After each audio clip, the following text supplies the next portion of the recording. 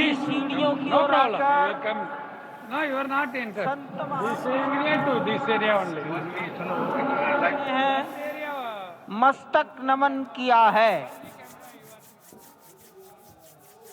ईशान कोण के में बैठे हुए, आग्नेय कोण में बैठे हुए संत महापुरुषों को अपना मस्तक नमाकर प्रणाम निवेदन किया है। अब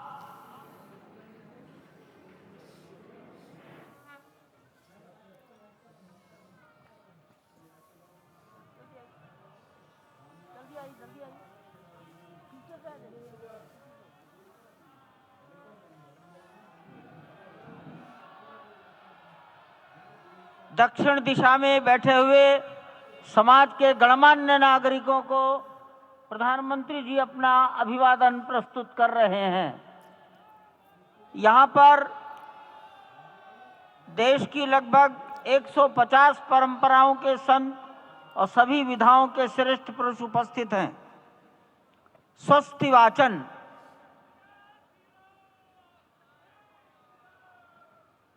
हरि ओम भद्रं कर्णेभिः शृणुयाम देवा भद्रं पश्येमाक्षभिर्यजत्राः स्थिरैरङ्गैस्तुष्टुवाग्गुंसस्तनूभिर्व्यासे महिदेवाहितञ्जदायुः स्वस्ति न इन्द्रो वृद्धश्रवाः स्वस्ति नः पूषा विश्ववेदाः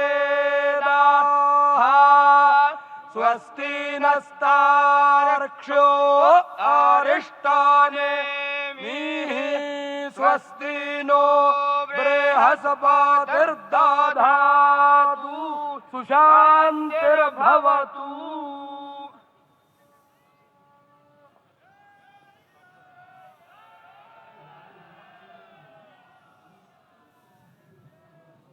हमारे ट्रस्ट के ट्रस्टी पूज्य स्वामी गोविंद देव गिरि जी महाराज, उडुपी मठ, पेजावर मठ के मध्वाचार्य विश्व प्रसन्न तीर्थ जी महाराज और अयोध्या निर्मोही अखाड़ा के महंत दिनेन्द्र दास जी महाराज को निवेदन करता हूँ, मंच पर पधारें और वस्त्र भेंट कर अपना सम्मान, अपनी कृतज्ञता ज्ञापन करें मंच पर बैठे हुए महानुभावों के प्रति। पूज्य गोविंद देव जी महाराज माननीय प्रधानमंत्री जी के लिए, विश्व प्रसन्न तीर्थ जी महाराज डॉक्टर मोहन राव भागवत के लिए,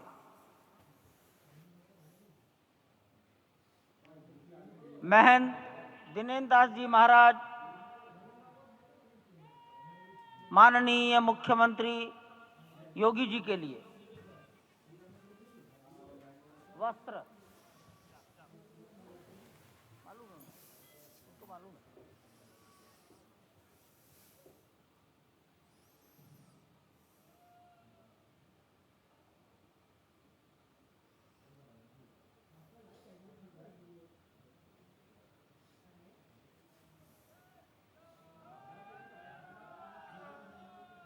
माननीय प्रधानमंत्री जी को गोविंद देव गिरि जी महाराज वस्त्र भेंट कर अपनी कृतज्ञता, प्रधानमंत्री जी के प्रति अपना सम्मान प्रकट कर रहे हैं।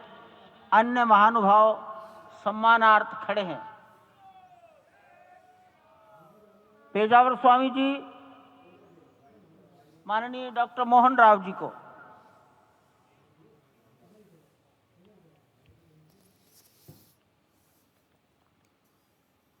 महंत दिनेन्द्र दास जी योगी आदित्यनाथ जी के प्रति,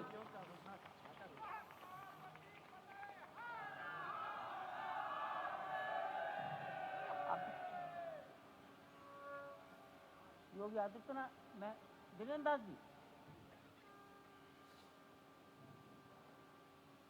यही है।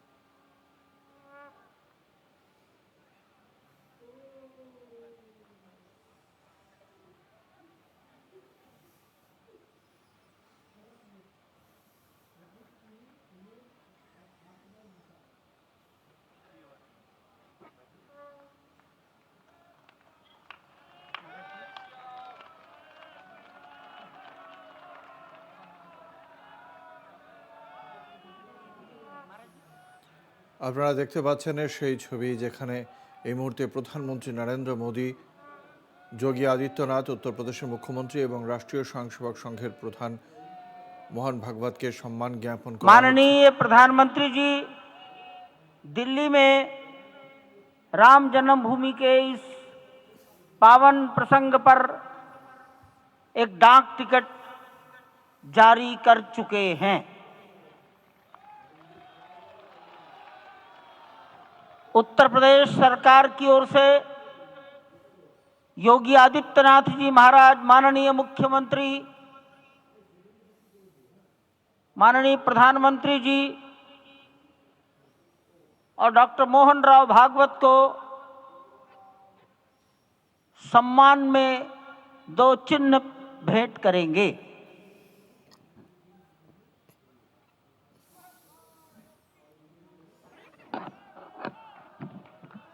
ये राम जन्मभूमि मंदिर के चांदी के 2 बड़े मॉडल हैं।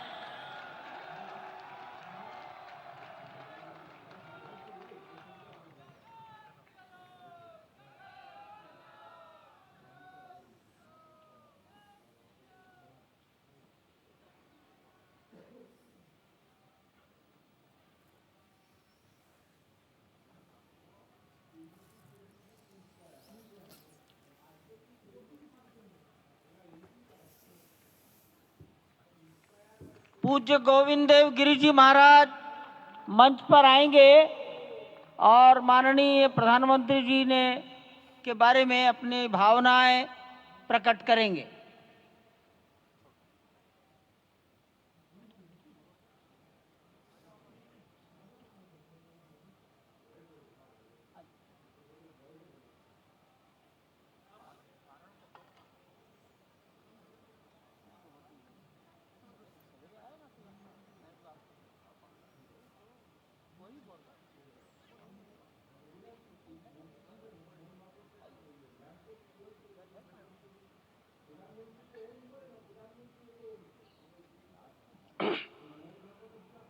आपदामपहर्तारं दातारं सर्वसंपदां लोकाभिरामं श्रीरामं भूयो भूयो नमाम्यहम्।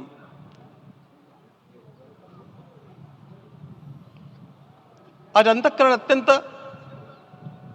उल्लास से, समाधान से और कृतज्ञता से भरा हुआ है। हमारा संपूर्ण राष्ट्र और पूरा विश्व भी आज भगवान श्री राम की प्रतिष्ठा से आलोकित होने का पर्व आरंभ हो चुका है। यह केवल एक मंदिर में एक मूर्ति की प्रतिष्ठा नहीं है, यह इस देश की अस्मिता, इस देश का स्वाभिमान और इस देश का आत्मविश्वास, इसकी प्रतिष्ठा है। 500 वर्षों की प्रतीक्षा के पश्चात यह संभव हो सका। इसके जो अनेक कारण हैं, उनके ऊपर तो आलोक हमारे सारे सम्माननीय अभ्यागत डालेंगे ही। मैं केवल एक काम के लिए यहां पर खड़ा हूं, छोटा सा काम। कारण तो अनेक होते हैं, लेकिन अनेक कारण मिलते मिलते आखिर वे एक विशिष्ट स्तर तक पहुंच जाते हैं और उस स्तर पर कोई महापुरुष हम लोगों को उपलब्ध होता है और उस विभूति के कारण युग परिवर्तित हो जाता है।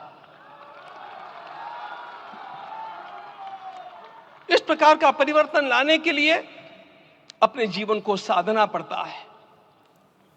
और इस प्रकार जीवन साधने वाले हमारे इस देश की परंपरा के अनेक महान रत्नों में आज हम लोगों को समय की आवश्यकता, युग की आवश्यकता, सनातन के अंतःकरण की आवश्यकता के रूप में हमारे सम्माननीय प्रधानमंत्री जी प्राप्त हुए हैं।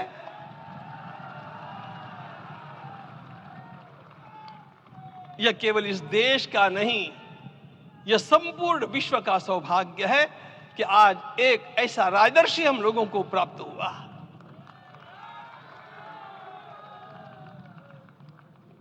आपके मंगल हाथों से आज प्रतिष्ठा होने की बात थी, वह स्वाभाविक भी था, वो होना ही था मित्रों। लेकिन मुझे इस बात का आश्चर्य हुआ जब मुझे लगभग 20 दिन पूर्व समाचार मिले कि माननीय प्रधानमंत्री जी को इस प्रतिष्ठा के लिए स्वयं अपने लिए क्या क्या अनुष्ठान करके सिद्ध करना चाहिए स्वयं को, उसकी नियमावली आप लिख करके भेजें।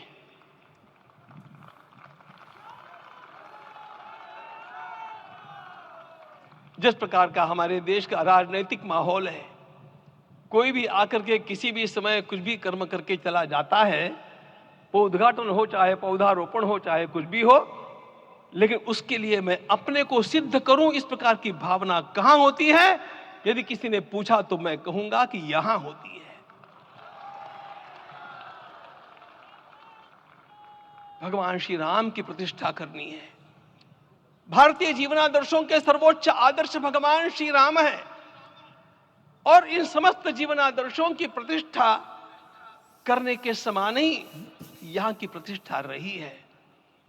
इसलिए एक महान विभूति को ऐसे लगा कि मैं अपने को भी साधूं। मैं कर्मणा मनसा वाचा, कर्म से, मन से और वाणी से अपने को उसके लिए शुद्ध बनाऊं, सिद्ध बनाऊं, और उसका मार्ग तप ही है। भगवत गीता ने कहा, यज्ञ दान तपः कर्म न त्याज्यम कार्यमेव तत्। तप से ही विशेष परिशुद्धि होती है। आज मुझे आपको बतलाने समय अंतःकरण गदगद होने की अनुभूति हो रही है। मैंने तो कहा था, हम लोगों ने महापुरुषों से परामर्श करके लिखा था, आपको केवल 3 दिन का उपवास करना है। आपने 11 दिन का संपूर्ण उपोषण किया। हमने 11 दिन एक भुक्त रहने के लिए कहा था, उन्होंने अन्न का ही त्याग कर दिया। महाभारत में कहा गया है, अनशन यह सबसे बड़ा तप है, अनशन। और उसको उनके जीवन में साकार होते हुए मैंने केवल देखा नहीं, मैं थोड़ा तार्किक हूं। आपकी परम पूजनीय माता जी से मिलकर के मैंने उसको रिकन्फर्म भी किया था कि आपका ये अभ्यास 40 वर्षों का है।